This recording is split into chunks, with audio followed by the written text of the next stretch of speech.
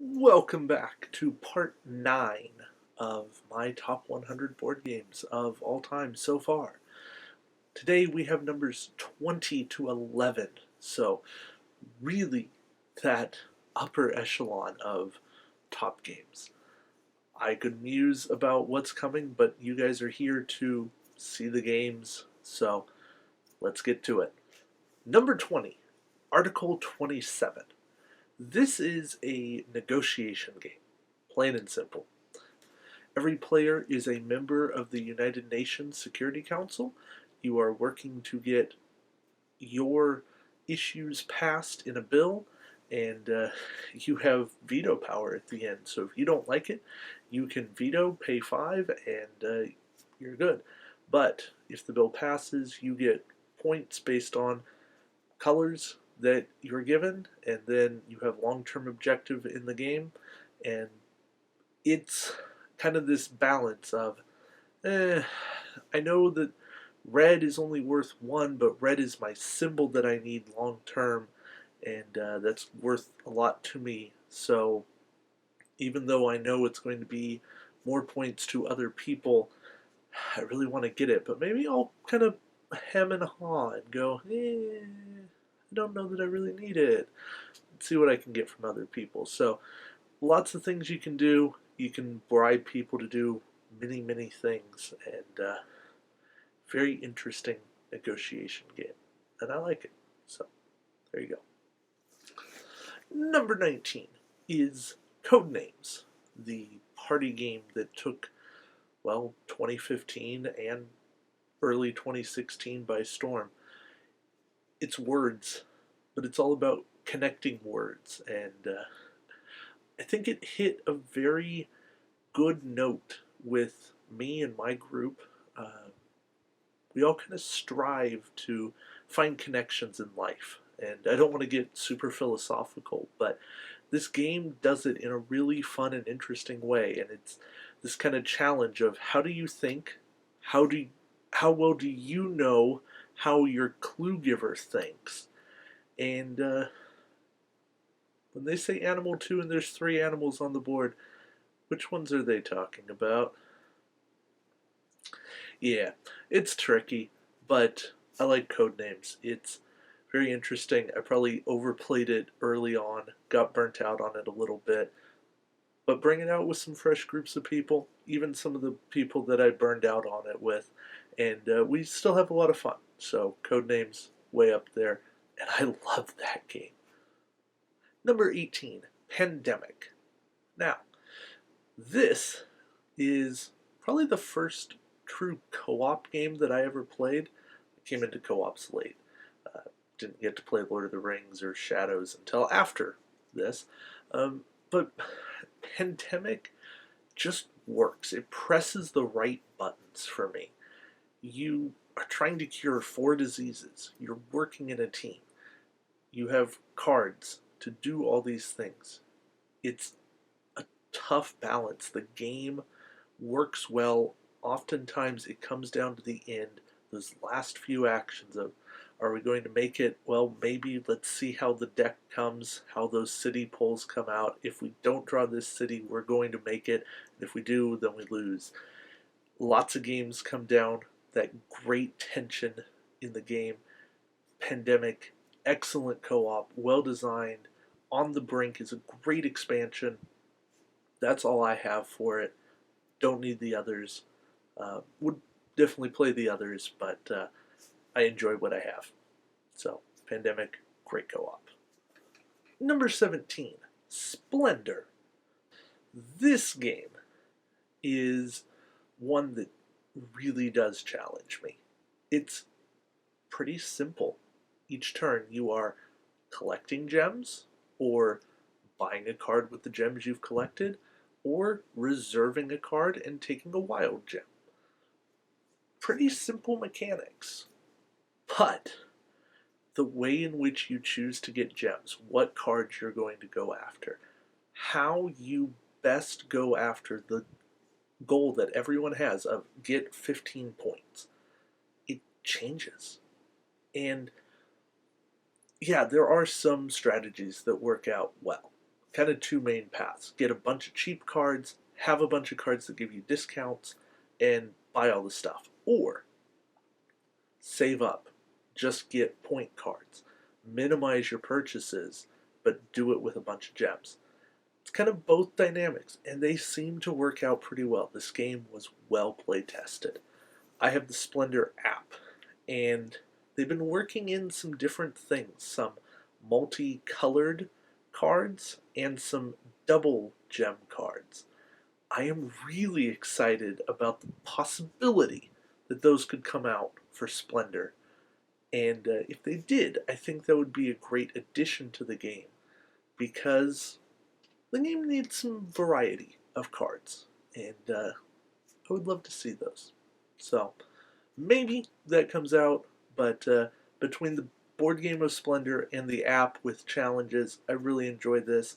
Kind of combined it into one there, but Splendor, tons of fun, good challenge, thinky, but not too heavy. Number 16, Flashpoint Fire Rescue. This game is probably my top pure co-op game, and it's because of the simplicity. The theme integrates perfectly. I won't say that I necessarily feel like I'm a firefighter, but I have the tension of this building's coming down, we got fire here, we got people we got to get out, and there's an urgency to the game. And that gives me a satisfaction. When I win at Flashpoint, which isn't every time, but when I do win, I feel accomplished. Other games, other co-ops, don't always have the best theme integration. But Flashpoint, that's a game that I play because I want to feel like I am accomplishing something. So, number 15, Pandemic Legacy. I struggled with even putting this on my list because I've played it and I can't really play it again because there's nothing more to explore. But what's here is a great game system. It took Pandemic, which I love. I mean, it's on the list here. It's in this episode. And it gave it a story, which I understand. Some people love it, some people hate it. I'm in the, you know what, it worked. But the mechanics it added, the upgrades to characters, and the extra things you can do that change the board. And I'm being vague here because I understand that some people still have not played Pandemic Legacy, and I don't want to give out spoilers. But the changes it made really enhanced the gameplay, and there's something about a legacy game that is just captivating. I played Risk Legacy, not all the way through because people went off to college and moved out of the area and stuff like that. But that Legacy was great, just not built on a great game. Pandemic Legacy is built on a fantastic game, and it makes it even better. And it's only Season 1, and I can't wait to see what happens in Season 2 in 2017. Number 14, Gravwell.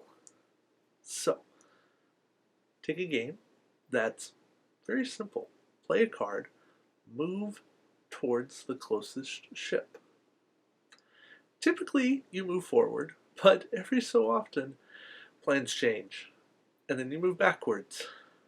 And it's very frustrating. Yeah. Sometimes it becomes a game of leapfrog. And that's a good and a bad thing. But Gravwell is a ton of fun. Very thinky, but only momentarily. It's kind of that, I think you're going to do that, and because I think you're going to do that, then I'm going to do this. You just take your best shot a lot of times. There's a limited card drafting phase, but you only get to know half of what other people are taking because the other half of what they take are hidden beneath what they take. So you never truly know what everybody has, and that's a great balance mechanic. And yeah, Gravwell is one of those really fun games that has just captivated me. I will always play it if somebody says, "Hey, do you want to play Gravwell?" Even if I've played it like 4 times that day, I will still play it. So, Gravwell, fantastic game. Number 13, For Sale. This is another one of those slightly older games, filler game, but a great auction game. Essentially, you're bidding on properties, getting properties, and then flipping said properties for cash. Does it sound simple? Yeah, it is. It's pretty much that. You have so many rounds based on the number of people, get that many properties, and turn them in for cash. Whoever has the most cash at the end wins. And pretty simple bidding in terms of you got to bid higher than the current bid, or you pass, pay half, and take the lowest property left. I can teach you the game that fast. It's not complicated at all. So For Sale, for the ease of teaching, the ease of gameplay, and the number of times I can play it. I think I've played this game more than 50 times, and I still go back to it as a wonderful filler game. That's why it's up there on the list. So, For Sale, great game. Number 12, On Her Majesty's Service, The World of Smog. That's a little bit of a mouthful, but nevertheless, there it is. This game is gorgeous. It's steampunk. It's Victorian style of just lavish production. And it's not over the top, though. The game is resource collection. You have to procure 4 different resources. You can buy and sell them. You then have to procure 4 different items, and then you have to get to an exit point that you are told, and first person to do that wins. The game has a bunch of gears that you can rotate. That changes the price of items, and it's simple, but there's a whole bunch of things that throw wrenches in the work throughout the game, and that's the beauty of it.